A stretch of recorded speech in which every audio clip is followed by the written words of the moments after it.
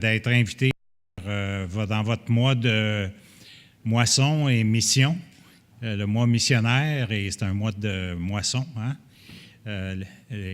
La mission. Et on est content de se retrouver ici et avec vous, encore une fois. Et on est arrivé vendredi, on a donné un témoignage vendredi soir. Ensuite, hier matin, on parlait on a eu une rencontre avec plusieurs personnes sur l'accompagnement spirituel. Puis ce matin, j'ai demandé à Michel, est-ce qu'il y a un sujet particulier que tu voudrais que je prêche? Puis Michel m'a demandé de construire une prédication sur l'encouragement. Alors, j'ai travaillé là-dessus. Pour moi, c'est un nouveau message. C'est la première fois que je le fais et c'est vous qui allez déballer le cadeau.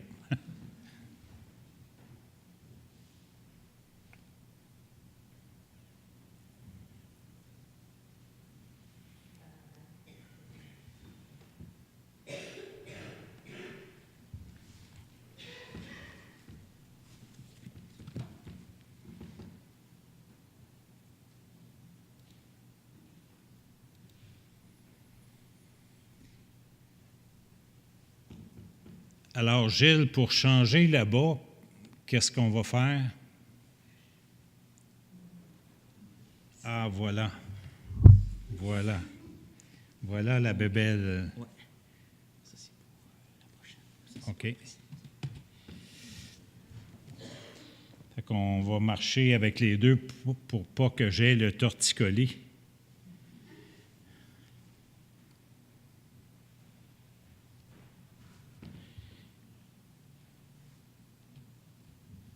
Ah, ça ne fonctionne pas. Oui, OK. Fait que si je reviens, et voilà, OK. Prions. Seigneur, merci pour ta parole qui ne nous laisse pas comme des enfants emportés à tout vent et à toutes sortes de philosophies. On peut regarder dans ta parole et comprendre ton plan. Et merci que, alors que nos vies s'en allaient à nulle part, comme dit la parole, que toi, tu es venu nous chercher, tu es venu, t'as fait de nous des enfants d'adoption. Tu nous as donné une famille et pour vivre ton plan, Seigneur, et qu'on va regarder ce matin. Et merci pour ta parole encore une fois. Merci pour tes vérités. Merci que tu nous donnes ton Saint-Esprit aussi pour travailler dans nos vies, pour purifier nos vies, transformer nos vies, pour vivre ton plan et propager ton plan, Seigneur, pour une plus grande moisson et faire grandir ton royaume. Et c'est au nom de Jésus, je te prie. Amen. Un des signes jeune dans la vie chrétienne, on est exposé à toutes sortes de courants évangéliques et on est curieux un peu. Puis à un moment donné, je disais, c'est quoi les signes d'un chrétien? Et là, il y avait toutes sortes de débats. C'est ci, puis c'est ça. Puis, à un moment donné, il y en a un qui m'agaçait avec le signe d'être né de nouveau. Puis ça m'agaçait de me faire... c'est comme l'eau. L'eau tombe d'une goutterelle, tu sais. T'es-tu né de nouveau? T'es-tu né de nouveau? Tu fais ci, tu fais ça. Puis à un moment donné, j'ai dit à la personne, je pense que le signe qu'on est né de nouveau, c'est à l'amour qu'ils ont les uns pour les autres que vous reconnaîtrez que vous êtes mes disciples. Et c'est vraiment là qu'on voit les enfants de Dieu. Et que le Seigneur, ce n'est pas par toutes sortes de manifestations à droite et à gauche, mais c'est vraiment quand l'amour de Dieu s'empare de nous et que à ceci, vous tous connaîtront que vous êtes mes disciples si vous avez de l'amour les uns pour les autres.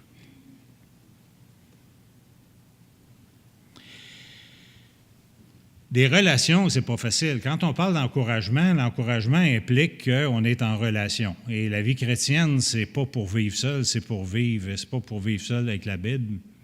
Ça, c'est pas le plan de Dieu du tout. Alors, Dieu nous fait de nous, c'est clair, net et précis dans la parole de Dieu. Dieu le mentionne même, vous êtes des enfants d'adoption. Et Dieu, à tous ceux qui l'ont reçu, Jean 1,12, il a donné le pouvoir de devenir enfants de Dieu. Dieu nous donne une famille pour vivre dans des relations. Et il y a un plan pour les relations. C'est intéressant, il y a un bon livre d'Alfred Kuhn pour certains, Kuhn pour d'autres. C'est cute pareil. Et lui, il explique, c'est un très bon auteur en passant, un très, très bon théologien et très pratique. C'est ce que j'aime de lui. Et lui, il a fait un livre sur les uns les autres. Il y a environ 50 commandements des uns des autres dans le Nouveau Testament. Et aimez-vous les uns les autres. Accueillez-vous les uns les autres. Exhortez-vous les uns les autres. Veillons les uns sur les autres. Édifiez-vous les uns les autres. Estimez-vous mutuellement les uns les autres. Estimez-vous mutuellement supérieurs. Intéressant, hein? Honorez-vous les uns les autres. Soumettez-vous les uns aux autres. Supportez-vous les uns les autres. Pardonnez-vous réciproquement. Priez les uns pour les autres. Consolez-vous les uns les autres. Vivez en paix les uns avec les autres. Soyez en accord les uns avec les autres. Et d'autres places, il disait, pardonnez-vous dans la mesure que cela dépend de vous. Imaginez si on vivait ça comme communauté chrétienne, comment que ça changerait le monde, comment ça changerait l'Église et comment que ça changerait le monde. Puis c'est un peu le défi que je veux apporter devant vous ce matin. Des fois, la vie nous amène à ce genre de réflexion-là, dire, ça vaut-tu vraiment la peine? Des relations, c'est pour qui? La vie chrétienne, c'est pour qui? Et on s'isole, on est sur notre îlot, puis on se pose la question. Et là, on fait comme un peu comme les vaches, hein? Ils régurgitent, ils mangent, ils régurgitent, ils mangent, ils régurgitent, et là, on fait rouler ça en dedans de nous, mais la vache, elle va accomplir quelque chose avec ça, tandis que nous, on va cracher de l'amertume puis du ressentiment, parce que ça tourne à rien. Mais ça vaut la peine vraiment de regarder la parole de Dieu pour voir qu'est-ce que la parole de Dieu a à nous dire sur... S'il vous plaît. Bon, merci. Alors, on va regarder 1 Samuel 18. Un exemple d'encouragement, c'est Jonathan et David dans la parole de Dieu. Alors, ça va être nos deux sujets ce matin. 1 Samuel 18.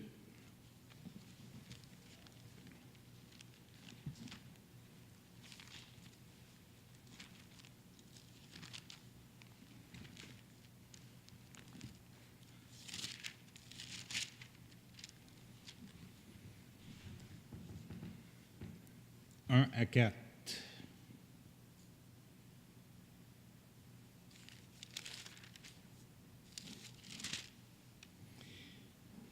David avait achevé de parler à Saül, et dès lors de l'âme de Jonathan fut attachée à l'âme de David, et Jonathan l'aima comme son âme. Ce même jour, Saül, le roi, retint David et ne le laissa pas retourner dans la maison de son père. Jonathan fit alliance avec David parce qu'il l'aimait comme son âme. Il ôta le manteau qu'il portait pour le donner à David et lui donna ses vêtements, même son épée, son arc et sa ceinture. Et Jonathan, c'était le fils du roi, Saül. Et Jonathan, déjà, Dieu avait manifesté en Jonathan que que David était quelqu'un de spécial. Et Dieu a mis dans son cœur, il a écouté. Vous savez, des fois, Dieu nous parle dans la vie, puis Dieu nous envoie la balle, mais quand on ne prend pas la balle au bon, on regarde passer la balle. Mais lui, il n'a pas regardé passer la balle. Quand Dieu lui a parlé, il est passé à l'action et il est devenu le serviteur, l'encourageur de David, malgré qu'il était le fils du roi et que par les coutumes, il aurait dû être le prochain roi. C'est assez intéressant comme on voit sa position d'enfant, d'humilité, de cœur pur et comment il aime Dieu, comment il était attentif à Dieu.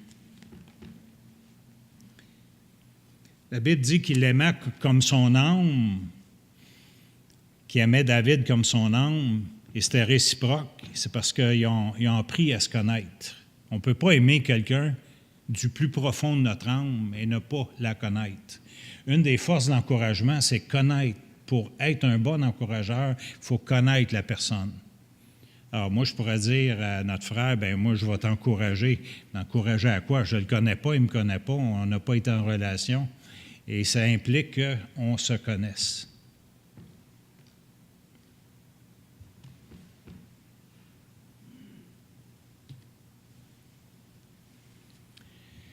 Ce que n'est pas l'encouragement, on va commencer par ça. L'encouragement, ce n'est pas se limiter à donner à quelqu'un des connaissances. On va encourager quelqu'un dans l'Église. Mais l'encouragement, ce n'est pas se limiter à donner des connaissances, même s'ils sont bibliques. L'encouragement, ce n'est pas se limiter à dire quoi faire. Tu devrais faire ci, tu devrais faire ça. Tu sais, petit Joe Solution, là, hein? Quelqu'un vient te voir, puis « oh non, on ne va pas voir lui. Lui, il a toutes les solutions. »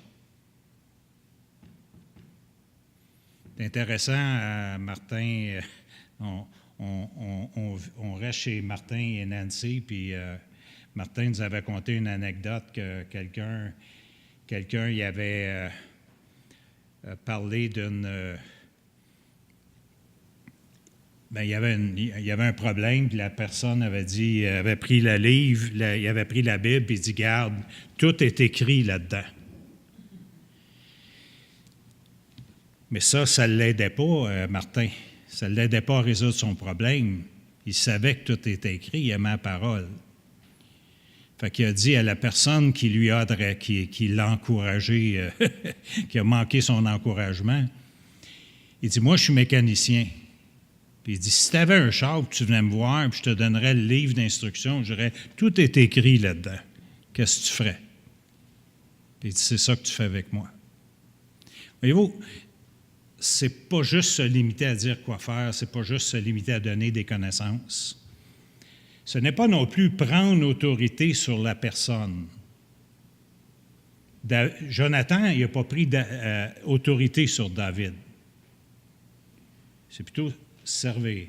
Ce n'est pas juger non plus la personne. Ce n'est pas critiquer, ce n'est pas condamner, ce n'est pas dominer la personne. Ce n'est pas se comparer. Tu sais, moi, voyez-vous, vous venez me voir, puis tu sais, moi, qu'est-ce que ça fait, ça?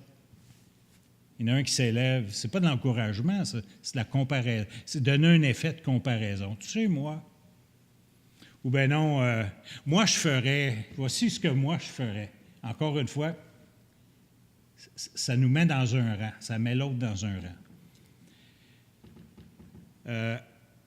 Ne pas chercher à connaître la personne, c'est pas encourager. Parce qu'on ne peut pas encourager si on ne connaît pas la personne. C'est impossible. Ne pas chercher à comprendre aussi ce que la personne vit. La personne peut venir te voir et dire, bien, j'ai telle préoccupation, mais je ne cherche pas à comprendre qu'est-ce qui se passe, le pourquoi, le contexte. Vous savez, on dit qu'on explique un verset dans son contexte, dans son paragraphe, dans son chapitre, dans son livre, mais c'est la même chose pour une problématique. C'est facile de juger quelqu'un, de dire « il y a ci, ça, mais quand tu places la problématique qu'elle vit dans son contexte de vie, parce que chercher à comprendre, ça change toute l'histoire. Et c'est là qu'on peut être plus efficace. S'il y en a qui écrivent, prenez des notes, gênez-vous pas. Ma femme a dit, empêche pas les gens de prendre des notes. Et parce qu'elle dit, moi, je ne m'endors pas quand je prends des notes. C'est encourageant, hein? Mais ceux qui veulent, non, moi aussi, j'aime prendre des notes surtout des choses qui vous frappent, continuez à prendre des notes, mais le PowerPoint il est disponible. Il est dans la clé de l'Église, il est dans l'ordinateur de l'Église. Puis si vous en voulez une copie, vous la demanderez à Gilles après. Il est disponible et c'est God Copyright. Alors, c'est le Seigneur qui m'a mis ça à cœur, alors ça appartient à Dieu. D'accord? Fait que, mais écrivez pas tout. Là. Écrivez ce que vous voulez. L'encouragement aussi, ce n'est pas ne pas guider la personne à aller à Jésus. Des fois, on prend la place de Jésus. On va donner conseils, on va donner des connaissances, on va donner des trucs, on va se comparer, comme si on avait toute la sagesse. C'est pas ça l'encouragement. L'encouragement implique on est chrétien, c'est de l'encouragement spirituel. Ça implique qu'on amène la personne, qu'on l'aide à aller à Jésus. C'est le plus beau service qu'on peut rendre à quelqu'un. C'est le plus bel encouragement qu'on peut faire. Qui on est, nous autres, pour dire qu'on a toute la sagesse? Des fois, il y a des gens qui viennent nous voir et dire, bien, on est venu vous voir parce que vous avez des... Puis on leur dit, oui, mais il est où Jésus là-dedans? On a beau avoir la sagesse, on a beau avoir, oui, c'est vrai, on a un ministère, on a de l'expérience, mais tu as besoin d'entendre parler Jésus. Il y a un petit couple qui est venu nous voir dernièrement, puis qui était séparé, puis on leur a demandé pourquoi vous venez nous voir, pourquoi. Bien, ils ont dit avec vous, on va savoir vraiment si on doit rester ou pas rester ensemble. On leur a dit, garde, on va vous aider, on va travailler avec vous, mais vous avez bien plus besoin d'entendre Jésus vous convaincre dans votre cœur, vous parler que de nous. Et c'est ça de l'encouragement. Qui on est, nous, pour déterminer des choses? Mais on ne manque jamais notre occasion de les amener à Jésus. Et c'est ça qui compte. Parce que les gens ont besoin de connecter avec le Seigneur. Tu peux aller à l'Église, tu peux lire ta Bible, tu peux faire toutes sortes d'affaires qui semblent faire de toi un bon chrétien, mais à quelque part, tu n'as jamais de temps avec Jésus, tu ne connectes pas avec Jésus. Fait que ce que tu vis dans ta vie chrétienne, c'est comme sec. Ça n'a pas de saveur. Ce n'est pas relationnel. C'est des activités. On va à l'église, on va à réunion de prière, on rencontre des gens, on lit la Bible. Ça peut sembler chrétien, mais ça n'a pas de saveur. C'est sec. Ça n'a pas de direction. Tu n'entends pas le Seigneur te parler. Et c'est important que ça se fasse. Ce que l'encouragement n'est pas,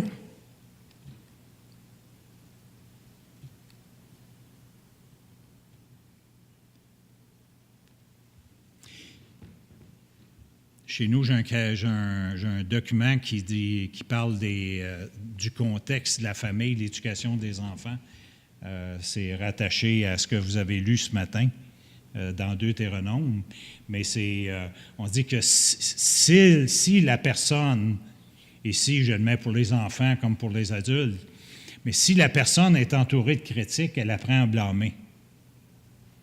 Alors, l'encouragement, ce n'est pas la critique. S'il vit entouré d'hostilité, il apprend à devenir agressif. S'il vit entouré de moquerie, il apprend à être défaitiste. S'il vit entouré de honte, il apprend à se sentir coupable. La parole, c'est puissant. Alors, Dieu nous donne la parole pour s'exprimer, mais la parole, l'homme bon tire de bonnes choses de son bon trésor qui est dans le cœur. L'homme méchant tire de mauvaises choses de son mauvais trésor. Je vous le dis, au jour du jugement, les hommes rendront compte de toute parole vaine qu'ils auront proférée. Car tes paroles, par tes paroles, tu seras justifié, et par tes paroles, tu seras condamné.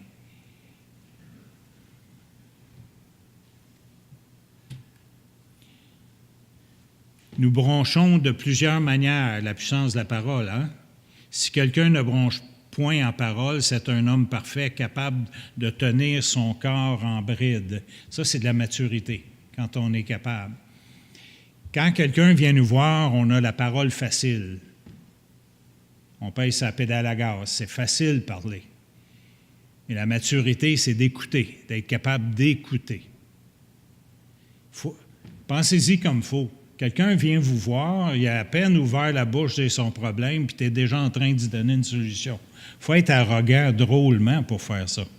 Ça, c'est d'être hautain, de se croire au-dessus. Tu n'as même pas écouté encore toute son histoire que tu es en train d'y donner des conseils. Voyez-vous, l'arrogance, c'est un manque d'écoute. Puis dans notre culture, il n'y a pas beaucoup d'écoute. Et c'est quelque chose qui s'apprend. Quand tu vas à l'école, c'est pas quelque chose qui est très développé, l'écoute. La langue est si petite et pourtant si puissante. Jacques 3 dit, si nous mettons le mort dans la bouche des chevaux pour qu'ils nous obéissent, nous dirigeons aussi leur corps tout entier. Voici, même les navires qui sont si grands et que poussent des vents impétueux sont dirigés par un petit gouvernail. Petit gouvernail, la langue. Hein? La langue, c'est le gouvernail qui gouverne le corps. La langue peut nous faire faire toutes sortes de choses. La langue est un combustible puissant. La langue aussi est un feu, c'est le monde de l'iniquité. La langue est placée parmi nos membres, souillant tout le corps, enflammant le cours de la vie, étant elle-même enflammée par la géhenne. Il y a un tel poison sommeillant sous la langue. Le gosier est un sépulcre ouvert. Ils se servent de leur langue pour tromper. Ils ont tous leurs lèvres, sous leurs lèvres, un venin d'aspic. Ils aiguisent leur langue comme un serpent. Ils ont tous sur leurs lèvres un venin. La langue est un puissant combustible.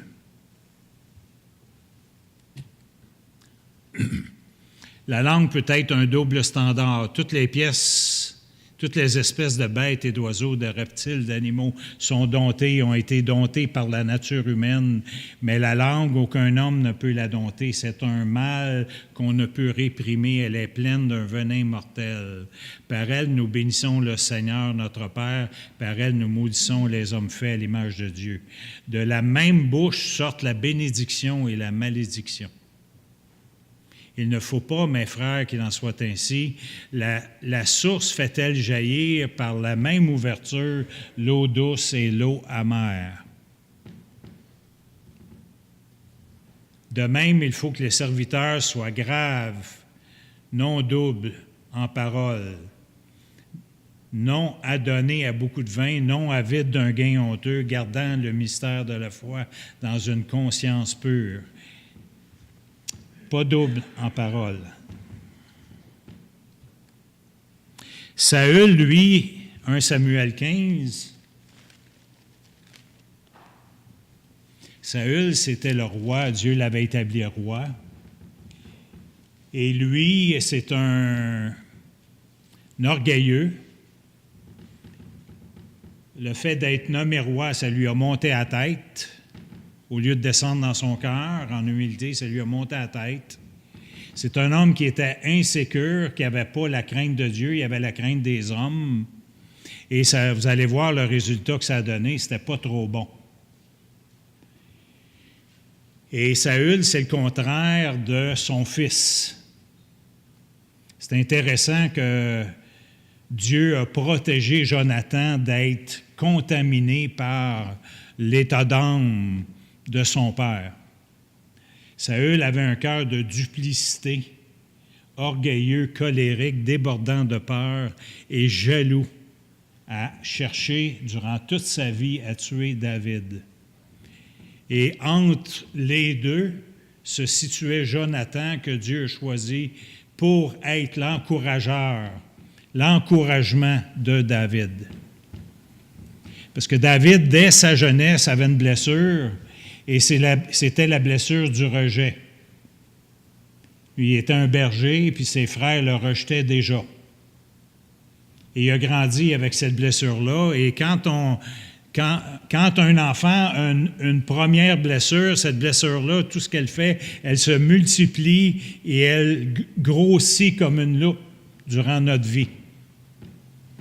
Et là, il arrive un moment important dans sa vie. Il est invité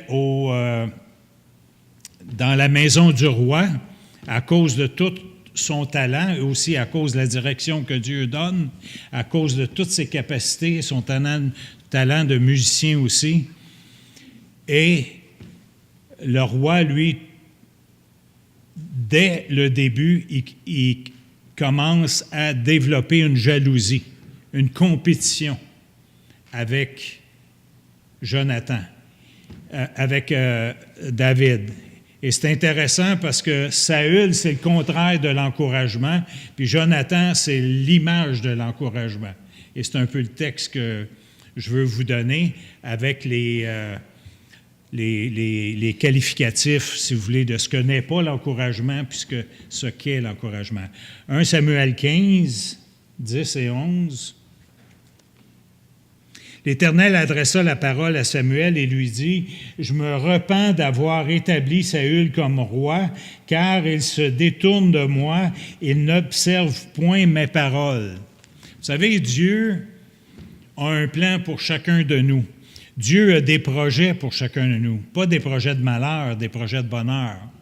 Mais des fois, c'est nous, c'est pas Dieu, c'est nous qui scrapons, faisons de l'interférence avec le plan de Dieu. Et là, on se demande pourquoi que ça ne fonctionne pas. Et Dieu, il dit, il y a des projets de bonheur pour chacun de nous. Et il y avait un projet pour Saül, mais Saül, il a désobéi. Le Seigneur le dit ici. Pourquoi qu'il disqualifie comme roi? Il va le laisser roi, mais il n'y aura pas la bénédiction. Il ne peut pas avoir les bénédictions parce qu'il désobéit à la parole de Dieu, aux façons de faire de Dieu. Il aime mieux plaire aux hommes que plaire à Dieu. Et des fois, dans l'Église, un ministère peut nous être confié. Et au lieu de saisir avec humilité, avec la crainte de Dieu, ce qui arrive, on passe à côté et on fait comme Saül. On s'enfle d'orgueil et là, on craint les hommes, on veut plaire à tout le monde et on passe complètement à côté du plan de Dieu. Puis finalement, on se dit, pourquoi ça ne marche pas dans mon ministère? C'est pas que ça ne marche pas avec Dieu, c'est que c'est nous qui n'exerçons pas notre ministère avec les critères de Dieu. Quand j'étais jeune chrétien, dans ma prière du salut, Dieu m'a montré, dans la partie B de mon salut, après que j'ai donné ma vie à Dieu, dans la deuxième partie, je me suis vu comme agenouillé devant Dieu et Dieu me montrait toute ma vie. J'ai été président de classe, capitaine d'équipe, professeur, coach, administrateur. Et ça faisait 3 ans que je vivais dans mon cœur que la vie ne valait pas rien, où qu'on s'en va avec la vie. Alors, après avoir fait ma prière de salut, Dieu m'a fait le cadeau de me montrer toute ma vie, les habiletés que j'avais, les capacités que j'avais et ce que j'ai entendu dans mon cœur de Dieu. Tout ça, là, c'est pour me servir. Alors, je vous dis que là, au lieu d'être sec, ça faisait 3 ans que je vivais un désert avant ma conversion, et là, je suis venu comme un érable au printemps. Là, la sève, elle coulait. Mais ce qui est arrivé, c'est que je disais, je comprends, Dieu a besoin de moi, je suis un leader partout où j'ai été, il faut bien qu'il garde son Église, il a besoin de leader. C'est pour ça qu'il est venu me chercher. Et là, tout de suite, je m'imaginais que je serais ci, puis que je serais ça, puis il a fallu que Dieu fasse tout un travail de nettoyage pour... je travaillais 90 heures par semaine pour servir le Seigneur. C'était pas pour servir le Seigneur, c'était pour me faire aimer des frères et des sœurs dans l'Église. Il a fallu que Dieu fasse l'épuration durant 2 ans pour me rendre apte à le servir. Et j'étais malheureux. J'étais malheureux, je n'étais pas heureux. Et je me demandais ce qui se passait. Et c'est ça. Dieu m'avait donné un appel, mais j'étais en train de dire à Dieu, oui, sans ça, tu aurais passé à côté si tu ne m'avais pas sauvé. L'Église ne peut pas se passer de moi, tu ne peux pas te passer de moi. Mais c'est l'arrogance avec laquelle je suis venu au Seigneur. Et ça, je traînais ça dans le monde. J'ai amené ça dans ma vie chrétienne. Puis des fois, frères et sœurs, là, on nous demande de faire des choses à l'Église. Et on est arrogant comme ça, au lieu de travailler en humilité. La première chose d'un appel, là, c'est quelqu'un qui est humble, puis qui aime les autres, puis qui encourage les autres. Puis quand tu as le goût d'être à côté de quelqu'un, là, ça, c'est bon signe. Quand les gens ont le goût d'être près de toi, c'est que tu es un bon encourageur. Excusez. Alors, 1 Samuel 15, 22 à 26. Samuel dit, « L'Éternel trouve-t-il plaisir dans les holocaustes comme dans l'obéissance à la voix de l'Éternel? Voici, l'obéissance vaut mieux que les sacrifices et l'observation de sa parole vaut mieux que la graisse des béliers, car la désobéissance est aussi coupable que la divination. La résistance ne l'est pas moins que l'idolâtrie et le téraphin. Puisque tu as rejeté la parole de l'Éternel, l'Éternel te rejette comme roi. » Alors Dieu y annonce par le prophète à Saül qu'il est disqualifié à cause des raisons qui viennent d'être mentionnées ici. Qu'au lieu de saisir, au lieu de se soumettre à Dieu, d'avoir la crainte de Dieu, de marcher en humilité, mais lui il a fait ses propres voies. Il a transporté dans son appel sa façon de faire les choses. C'est moi qui va mener l'affaire, au lieu de dire, « Seigneur, je suis ton serviteur. Viens m'apprendre à être un bon serviteur. » Et il était un roi arrogant. Chapitre 16, verset 14.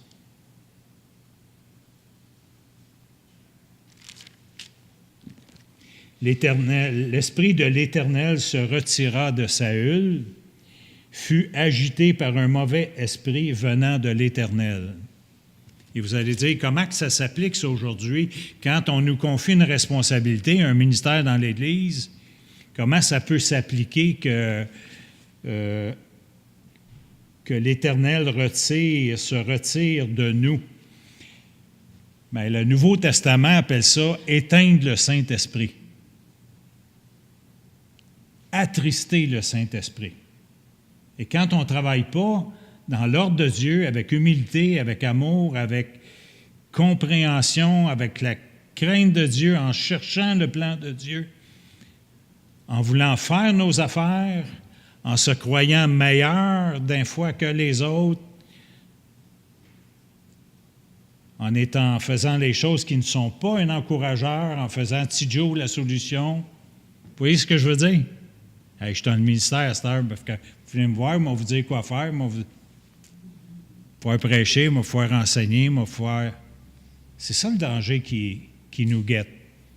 J'ai une responsabilité. Quand ça arrive, qu'est-ce qu'on fait? On attriste le Saint-Esprit. C'est ça que ça fait.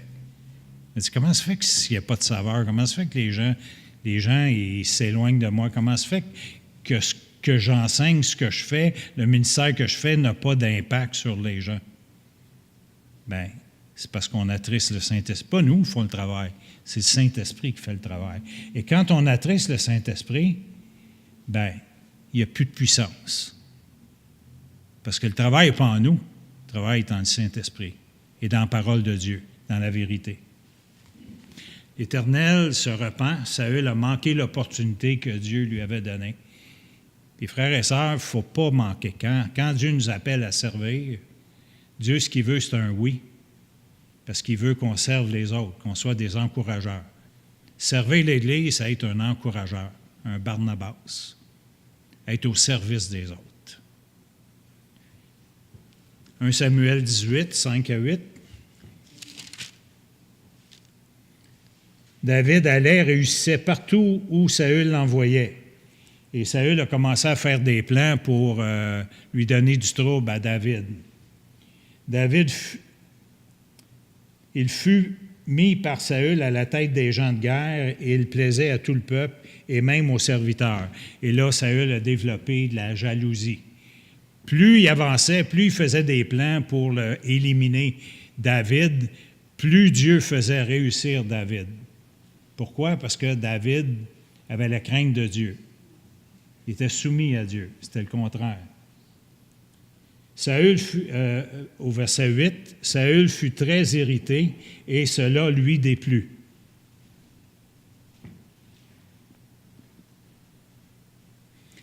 « 25, chapitre 25, 29, excusez.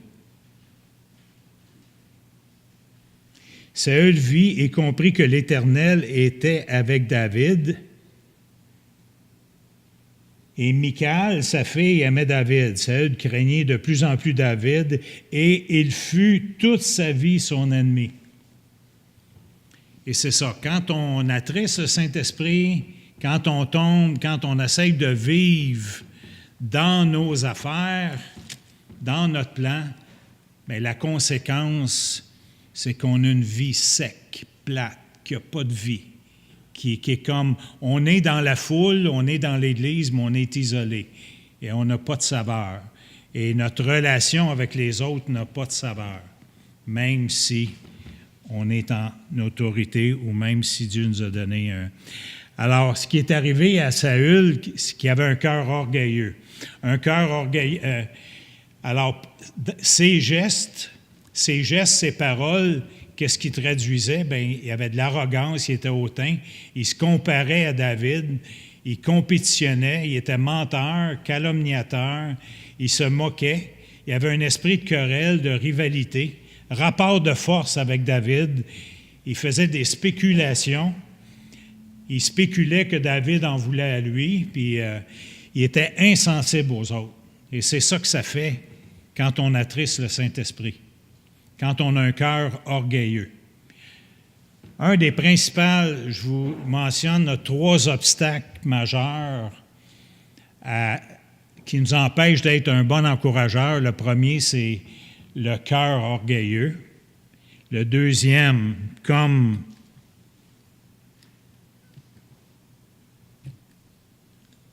c'est le cœur colérique, comme Saül. Et ça, ici, c'est pris dans l'exemple de Saül. Pourquoi? Parce que quand tu as un cœur colérique, tu es impatient. Le problème, ce n'est pas l'impatience, c'est ton cœur. C'est ce qui se passe dans ton cœur. Et ça se traduit à l'extérieur, par ta bouche, par tes actions, et tout vient du cœur.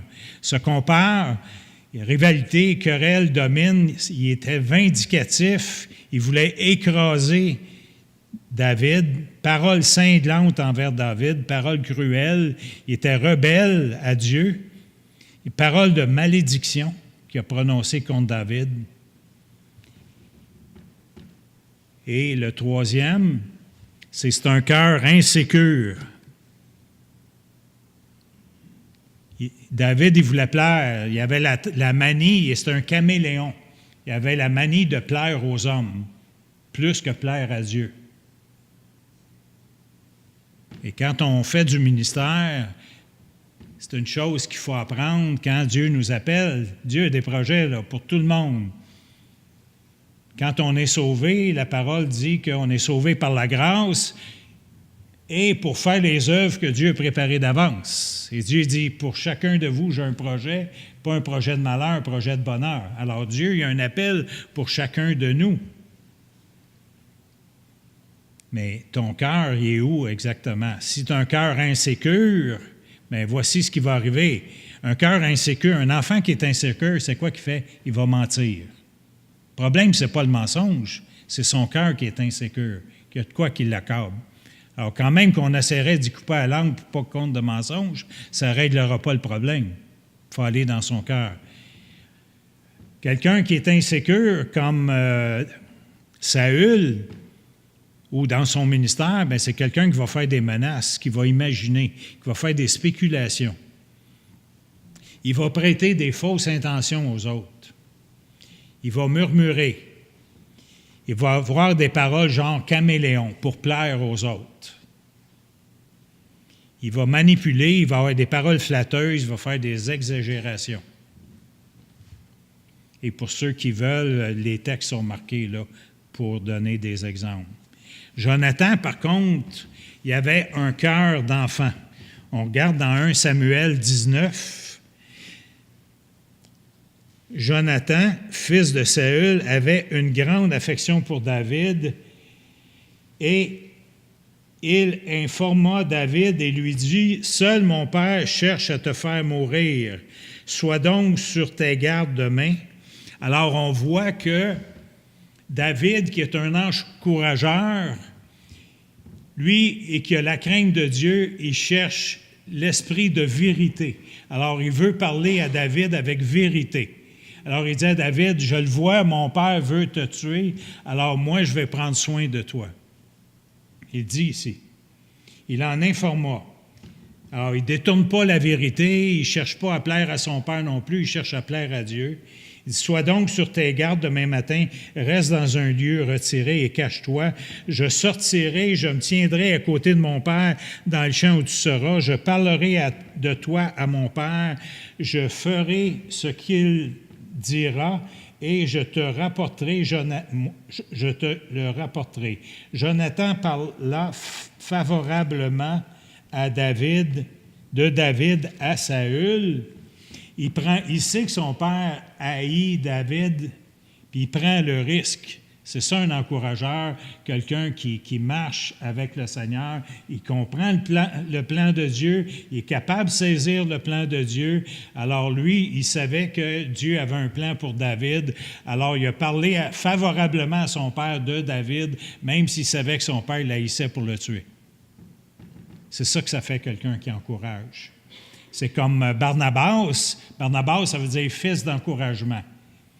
Barnabas, c'est lui qui a marché à côté de Paul, puis qui l'a aidé à apprendre son ministère. Puis à un moment donné, Paul et Barnabas ont eu une bonne discussion, mais Barnabas était capable de se tenir debout et de dire « Wow, tu vas trop loin là. » Fait que si ça ne marche pas avec tel disciple, moi je vais m'en occuper, puis toi continue ton chemin, on continue mon chemin. Puis plus tard, on voit que le disciple qui avait fait l'objet d'une discussion, d'une querelle ou d'une opposition entre Barnabas et Paul, ils reviennent ensemble puis ils travaillent ensemble. Mais on voit que Barnabas a été capable de se tenir debout, continuer à respecter Paul, mais aussi, au lieu d'écraser le disciple, il dit, bien, moi je vais plaire à Paul, puis on va marcher ensemble, puis on va laisser tomber le disciple. Lui, il avait vu le plan de Dieu pour le disciple, pour André. Alors, il a dit à Paul, continue ton chemin, que Dieu te bénisse. Puis moi, je vais continuer à faire ce que je veux être un encourageur pour André. Puis André est devenu un disciple important pour le Seigneur. Un encourageur, c'est quelqu'un qui est capable de se tenir debout pour le Seigneur, saisir ce que Dieu est en train de faire. Lui, il n'a pas fait ça pour se plaire, Barnabas. Lui, il a fait ça pour plaire au plan de Dieu parce qu'il était capable de lire que Dieu est en train de faire quelque chose au travers André. Et au lieu de dire, bien, je le laisse tomber, bien, il s'est investi, il s'est sacrifié à avoir une chicane avec Paul, un conflit avec Paul, un désagrément. Il a choisi le désagrément pour travailler dans le plan de Dieu. Et au bout du compte, Dieu a ramassé tout ça, puis il a là fait tourner ça en sa faveur.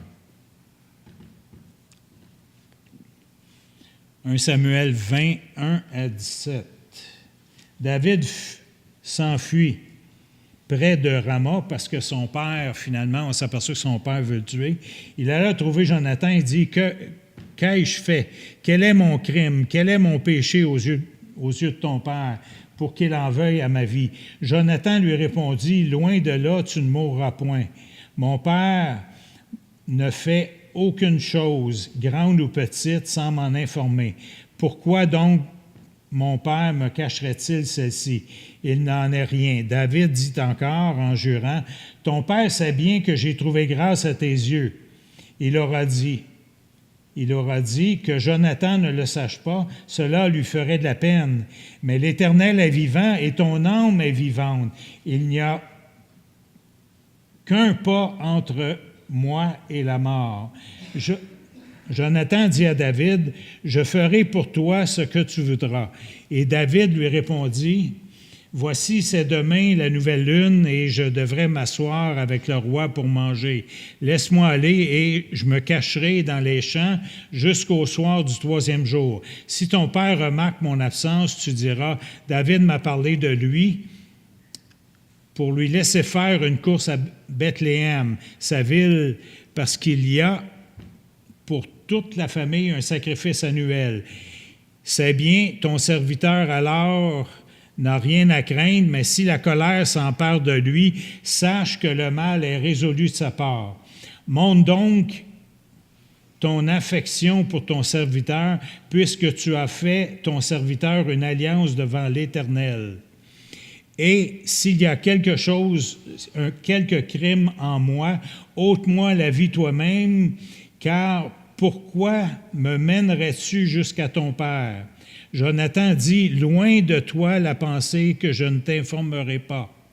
Si j'apprends que le mal est résolu de la part de mon père et menace de t'atteindre, David dit à Jonathan, qui m'informera dans le cas où ton père te répondrait durement. Et Jonathan dit à David, viens, sortons dans les champs, et ils sortirent tous les deux dans les champs. Et on voit que le dialogue dans la parole, le dialogue entre Jonathan et David, c'est un dialogue qui est rempli de vérité, qui est rempli de crainte de Dieu. Et 3 fois, ils disent qu'ils ont fait une alliance dans le Seigneur. Donc, ils ont fait une amitié dans le Seigneur. C'est une amitié, une relation qui est construite dans le Seigneur. Ils firent alliance dans le Seigneur. Ils firent alliance. Vous irez lire l'histoire de David. C'est extraordinaire, mais la fondation de leur relation, c'est qu'ils firent alliance dans le Seigneur. Alors, quand on est en train d'aider quelqu'un, c'est bon de dire, garde, notre relation, là, on est des frères et sœurs, nous, on veut que ça se fasse sur la base du Seigneur. Pas sur la base du monde. Pas sur la base de la chair.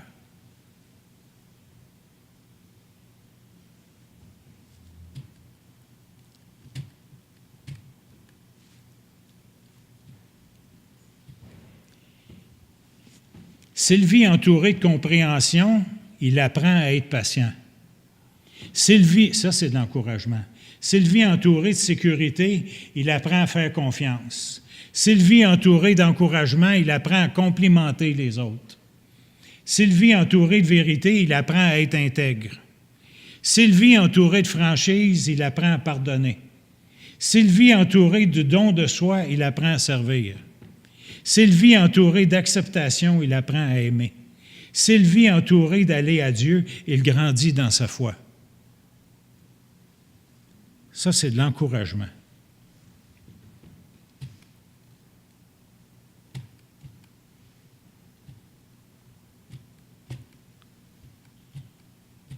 S'il vous plaît.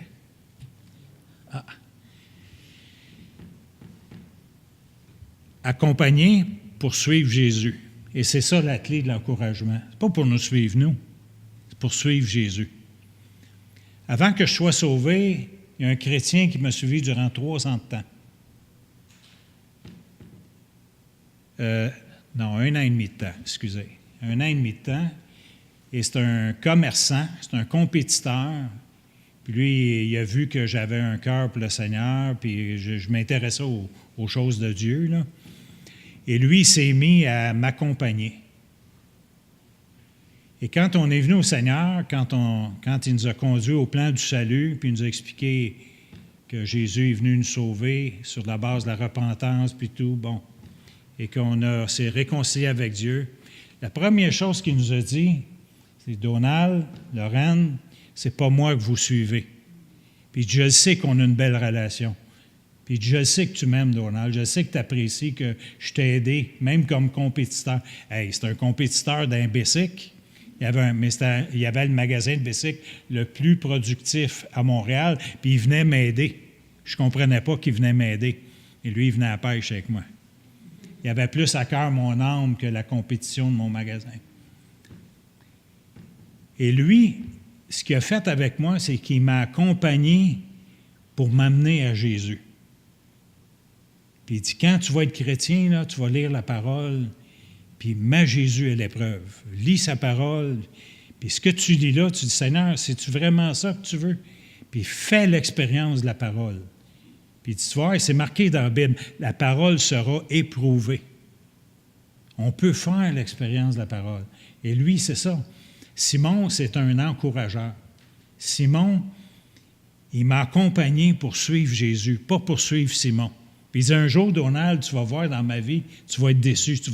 Quand tu vas être sauvé, tu vas être déçu, tu vas voir des choses que tu vas dire, « Ah, tu es un chrétien. » Puis, alors, un mois après avoir été sauvé, je me suis aperçu que sa famille il était après perdre toute sa famille. Et c'est intéressant parce que là, à cause que lui a pratiqué l'encouragement envers moi, Lorraine puis moi, on l'a encouragé à prendre du temps avec sa famille.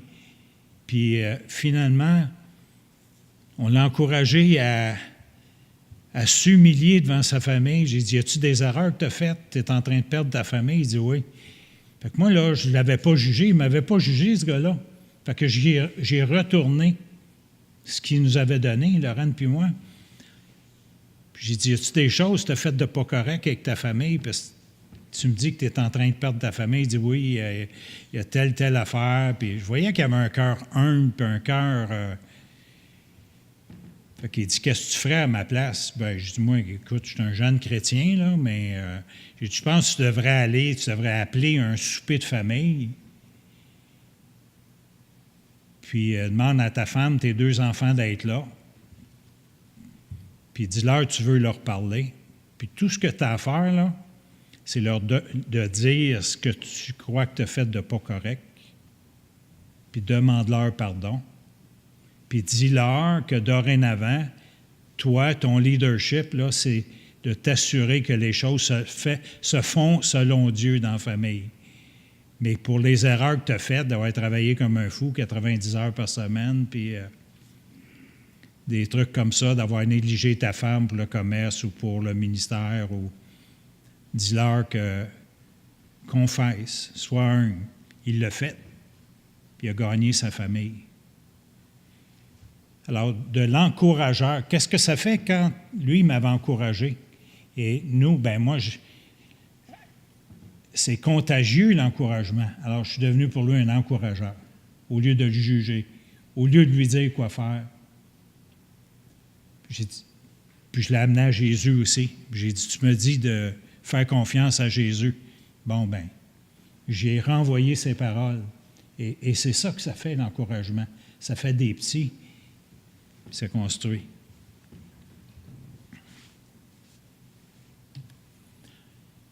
C'est comme lancer un gros fossé puis lancer une corde à quelqu'un. C'est ça que ça fait, l'encouragement. Ou ça aide les gens à progresser dans la vie chrétienne. Ça fait que l'encouragement fait qu'on se voit comme d'une famille. Les relations sont franches, les coudées sont franches. Ce n'est pas parfait, mais c'est franc. Il y a un esprit d'équipe, il y a un esprit de... On sent qu'on a notre place. On n'est pas isolé. Souvent dans l'Église, on voit dans Relation d'aide des gens qui souffrent parce qu'ils sont dans la foule, mais sont isolés. Ça fait mal. Et finalement, l'encouragement, c'est l'amour. Hein? L'encouragement, c'est patient, c'est plein de bonté. C'est pas envieux, ça ne cherche pas à s'enfler d'orgueil, ne fait rien de honteux, ne cherche pas son intérêt. Il n'agit pas par contre les autres, il ne soupçonne pas le mal, l'injustice, l'attriste, l'injustice l'attriste et la vérité le réjouit. C'est rien de nouveau, hein? J'apprends rien de nouveau. C'est juste des textes qui sont mis ensemble. Alors finalement, comment qu'on peut faire pour vivre tous les uns les autres? C'est ça. Quand ton cœur est à bonne place, quand ton cœur vit dans l'humilité, la crainte de Dieu, recherche le plan de Dieu, le cœur devient un cœur qui encourage, qui accueille les autres, qui aime les autres, qui veille sur les autres, qui édifie, qui honore, qui se soumet, qui pardonne, qui console, qui vit en paix. C'est intéressant le fruit de l'encouragement, ce que ça peut faire. On regarde dans 1 Samuel 30.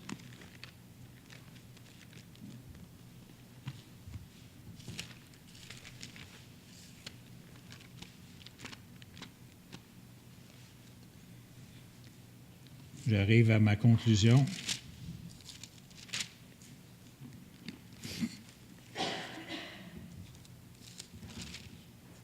Imaginez-vous David qui a vécu le rejet toute sa vie, qui a été oint comme futur roi d'Israël, et à partir du moment où il était oint,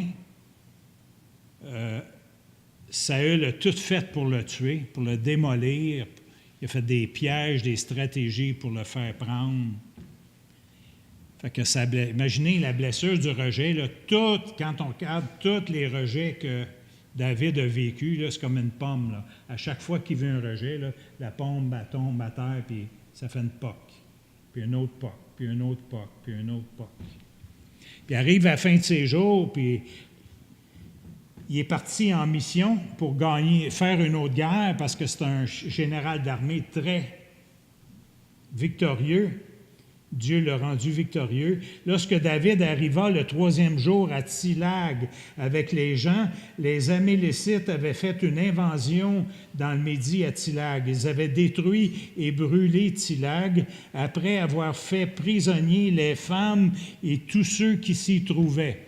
Lui était parti en mission. Alors, quand il est revenu, bien, toutes les femmes et tout ce qu'il trouvait étaient prisonniers, petits ou grands. Ils n'avaient tué personne, par contre, mais ils avaient tout amené et s'étaient remis en route. David et ses gens arrivèrent à la ville et voici, elle était brûlée. Leurs femmes, leurs fils, leurs filles étaient amenés captifs. Alors David et le peuple qui était avec lui élevèrent la voix et pleurèrent jusqu'à ce qu'ils n'aient plus la force de pleurer. Ça, c'est pleurer, pas à peu près. C'est pas drôle, là. Ils ont tous perdu les femmes et les enfants durant qu'ils sont partis en guerre. Écoutez bien ce qui est arrivé. Les 2 femmes de David avaient été amenées eux aussi. David fut dans une grande angoisse. Pourquoi? Car le peuple parlait de le lapider. C'est quoi ça, le lapider? C'est le rejet extrême. C'est le rejet, là, on ne veut plus te voir. On ne veut plus te voir la face. Malgré qu'il a rapporté toute sa vie des victoires, là, on ne veut plus le voir. Alors, David, il est d'une grande angoisse. On dit, ça se peut-tu, un chef spirituel comme lui, vivre une angoisse? Bien, certain que ça se peut. On est des humains. Il ne faut pas s'arrêter là. David fut dans une grande angoisse car le peuple parlait de le lapider parce qu'ils avaient tous de l'amertume dans l'âme, chacun à cause de ses fils et ses filles. Puis là, bien, Jonathan n'était plus là, hein? Puis il était dans la caverne. Il n'y avait plus d'issue, là. Il ne pouvait pas texter à personne. Il ne pouvait pas téléphoner. Il ne pouvait pas. Qu'est-ce qui lui restait? Dieu. C'est quoi l'encouragement? C'est quoi la force de l'encouragement de Jonathan et David? Il faisait alliance dans le Seigneur. Il allait tout le temps dans le Seigneur. Puis quand on lit les textes de Jonathan et David, Jonathan lui dit, ben non, c'est pas ça le plan de Dieu, c'est ça. Il ramenait tout le temps. L'encouragement amène toujours au Seigneur, pas à notre sagesse personnelle. C'est la clé. Quand on fait de la relation d'aide à cette heure, Lorraine et moi, on prend plaisir à dire aux gens, quand ils nous arrivent chez nous le lundi, nous, là, on veut... Ils nous parlent de leurs problèmes. Non, parlez-nous pas de nos problèmes. Cette semaine, on veut vous amener à Jésus. C'est ça qu'on veut faire. Lui, il va s'en charger de vos problèmes. Mais nous, on veut vous amener à Jésus. Puis c'est ça, toute la semaine qu'on passe avec vous autres. On veut vous amener à Jésus. On veut vous goûter à Jésus. Et là, David mais David reprit courage en s'appuyant sur l'Éternel. Frères et sœurs, le fruit de l'encouragement, ça fait des gens qui n'évitent pas d'avoir des problèmes. Ils vont avoir des problèmes pareils. Mais on leur fait, notre relation d'encouragement avec eux fait qu'ils vont en Jésus. Ils vont au roi des rois, au berger, au guérisseur, au conseiller, à celui qui nous conduit, à celui au sanctificateur qui vient nettoyer ce qui nous empêche de vivre notre vie chrétienne. Et la clé pour ça, et ce matin, je ne veux pas vous mettre un fardeau, mais je termine avec ça.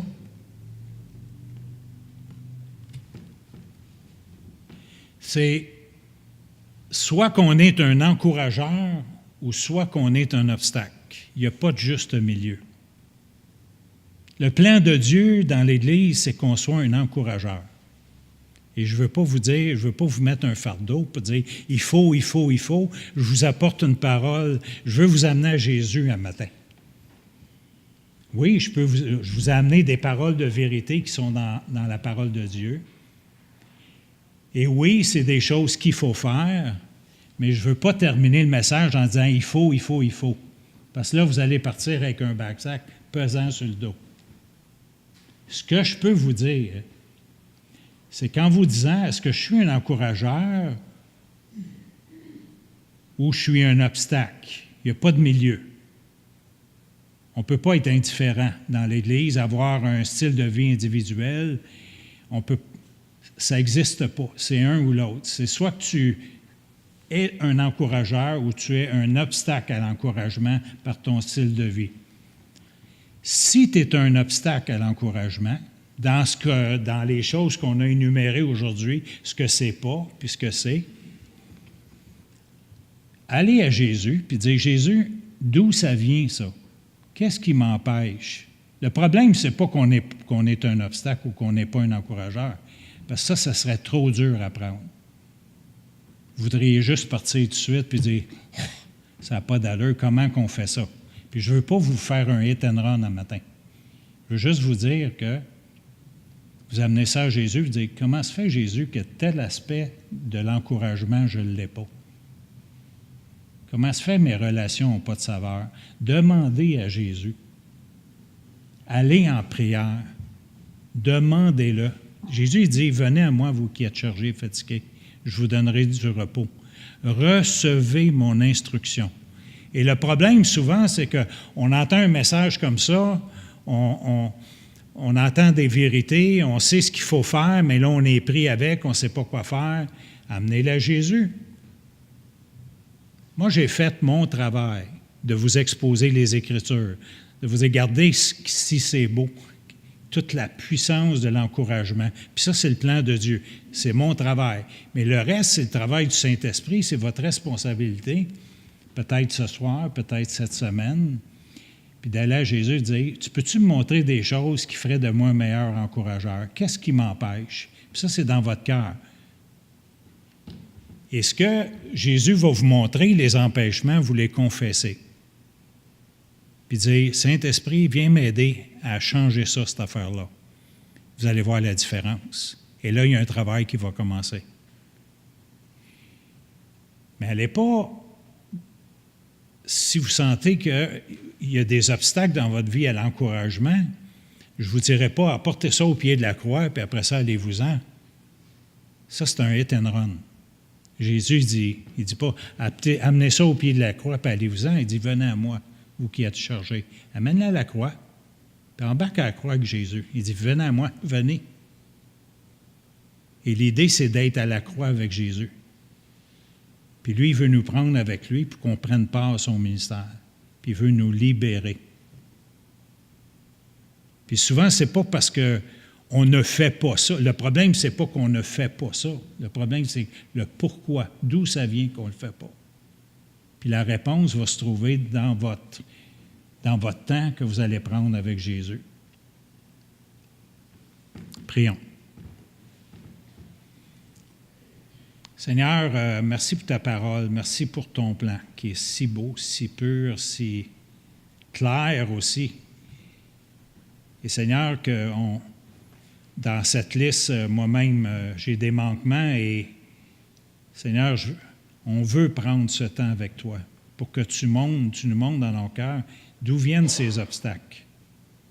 Un peu comme une maison qui a des craques dans ses murs, on va aller voir dans la fondation de la maison ce qui ne marche pas. Dieu, viens voir dans les fondements de notre cœur. Tu dis dans le psaume 139, « Connais mon cœur, connais mes pensées, connais mes soucis. Montre-moi si je suis sur une mauvaise voie. » Seigneur, c'est ma prière que mes frères et sœurs ce matin repartent avec ce psaume 139, 23-24, puis qu'ils aillent en prière avec toi, Jésus, pour faire d'eux des